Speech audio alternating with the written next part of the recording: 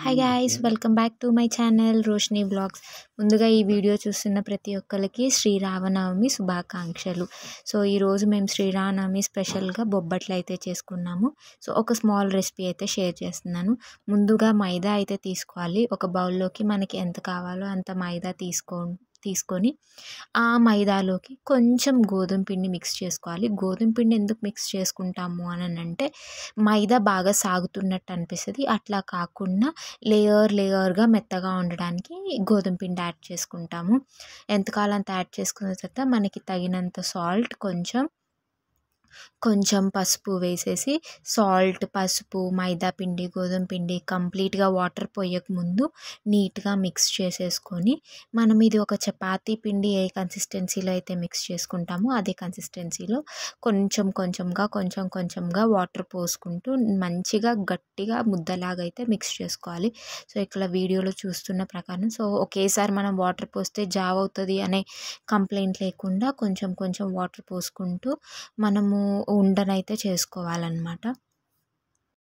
So నీట్గా మనం water పోసుకొని చపాతీ పిండి ఈ ఒక ఫామ్లో వచ్చిన తర్వాత ఆయిల్ అయితే యాడ్ చేసుకోవాలి. ఒక 2-3 స్పూన్స్ ఆఫ్ ఆయిల్ అయితే యాడ్ చేసుకోవాలి వీడియోలో చూపిస్తున్నట్టుగా. ఎందుకంటే మనం బొబ్బట్టు ఏంటంటే చేత్తోనే తడతాం కాబట్టి అది చాలా సాఫ్ట్గా రావడానికి ఆయిల్ యాడ్ చేసుకొని మళ్ళీ మిక్స్ చేసుకొని నీట్గా ఒక 5-10 మినిట్స్ అయితే వదిలేయాలి.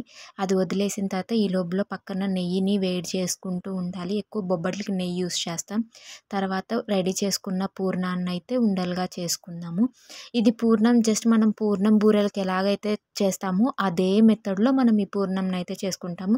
సో నెయ్యి కాగే లోపల మనం ఈ పూర్ణం ఉండల్ని మనకి ఏ సైజు కావాలంటే ఆ సైజు, చిన్నగా కావాలంటే చిన్నగా, పెద్దగా కావాలంటే చేసుకొని పక్కన పెట్టుకుందాం. ఈ లోపల నెయ్యి అయితే వేడైపోతుంది అనమాట. ఇన్ ద సెన్స్ ఇటు పక్క పూర్ణం పిండితో పాటు మనం ఉండలు కూడా చేసేసుకొని పెట్టేసుకుంటాం. నెక్స్ట్ స్టవ్ని ఆన్ చేసి ఒక ప్యాన్ పెట్టేసి ఆ ప్యాన్ హీట్ అయ్యే లోపల మనము ఒక పక్కన బొబ్బట్లు అయితే రెడీ చేసుకోవచ్చు అనమాట. సో సిమ్లో పెట్టేసుకొని సిమ్లో పెట్టుకున్న తర్వాత ముందుగా కలిపి పెట్టుకున్న చపాతీ పిండి, ఒబ్బట్టు పిండి ఉంటుంది కదా, దాన్ని నార్మల్గా మనం చపాతీ చేసేకి ఎట్లా రౌండ్ అయితే చేస్తామో ఒక పాలిథిన్ పేపర్ మీద ఆయిల్ రాసుకొని ఒక చిన్న చపాతీలాగా చేసుకొని ఆల్రెడీ రౌండ్గా చేసి పెట్టుకున్న పూర్ణం ఉంటుంది కదా, ఆ పూర్ణాన్ని ఆ చపాతీ పిండిలో పెట్టేసి కంప్లీట్గా మనకి బయటకి ఆ స్టఫ్ అనేది బయటికి రాకుండా నీట్గా క్లోజ్ చేసుకోవాలన్నమాట. ఎక్స్ట్రా పిండితో క్లోజ్ చేసుకున్న తర్వాత మళ్ళీ మనం చపాతీ రౌండ్ చేసుకొని చేత్తోనే మనం చపాతీ ఎలాగైతే చపాతీ కర్రతో చేస్తామో ఇది కూడా అంతే సేమ్ చేత్తోనే మనం చపాతీలాగా కంప్లీట్గా నీట్గా ఎక్స్పాండ్ చేసుకుంటాం అన్నమాట. సో మనకి ఎంత థిక్నెస్లో కావాలో అంత థిక్నెస్లో అది ఎక్స్పాండ్ చేసుకుంటూ ఉంటాం. ఈ లోపల ఈ పక్కన మనం పెట్టుకున్నాం కదా, సిమ్లో పెట్టుకున్న ప్యాన్ ఆల్రెడీ హీట్ అయిపోయి ఉంటుంది.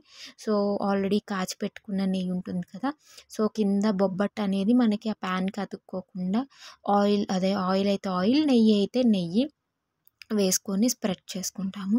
వన్స్ అది స్ప్రెడ్ చేసుకున్న తర్వాత ఇటు పక్క చేసుకున్న బొబ్బట్టు ఏదైతే ఉందో అది పెనం మీదకి వేసేసి ఫస్ట్ సిమ్లోనే దాన్ని ఒక సైడ్ కొంచెం వేగే వరకు ఉంచుతాము. వేగిన తర్వాత చుట్టూతా కూడా మనము నెయ్యి యాడ్ చేస్తాము. ఎందుకంటే డ్రై అవ్వకుండా, డ్రై అయింది అంటే మళ్ళీ ఆ ప్లేస్లో మనకి గట్టిగా వస్తుంది. సో అట్లా డ్రై అవ్వకుండా చుట్టూరు పైన కూడా మనకు నెయ్యి అయితే నెయ్యి, ఆయిల్ అయితే ఆయిల్. నెయ్యి ఫ్లేవర్ ఇష్టం లేని వాళ్ళు ఆయిల్ కూడా యూస్ చేసుకోవచ్చు అనమాట. మాకు నెయ్యి ఫ్లేవర్ ఇష్టం కాబట్టి మేము నెయ్యితోటే ఎక్కువగా కాల్చుకున్నాము. సో ఎంత అయితే అంత నెయ్యితో మనం ఇటు పక్క నెయ్యి అప్లై చేసుకొని వన్ సైడ్ కాలిన తర్వాత తిప్పుకొని మళ్ళీ సెకండ్ వైపు కూడా సేమ్ అదే విధంగా నీట్గా చపాతీని ఎట్లయితే కాల్చుకుంటామో సేమ్ ఇది కూడా అలాగే నీట్గా మనం కాల్చుకోవాలి. ఈ కలర్గా ఈ విధంగా కాల్చుకున్న తర్వాత మనం ఫోల్డ్ చేసేసుకొని పక్కకు దించేసుకుంటే బొబ్బట్టు అయితే రెడీ. సో ఇలా రెడీ అయిన బొబ్బట్ని వేడివేడిగా సర్వ్ చేసుకుంటే చాలా టేస్టీగా ఉంటాయి. సో మేమైతే ఇట్లా వేడివేడిగా బొబ్బట్లు అయితే తిని ఎంజాయ్ చేసాము. See you in the next vlog. Bye.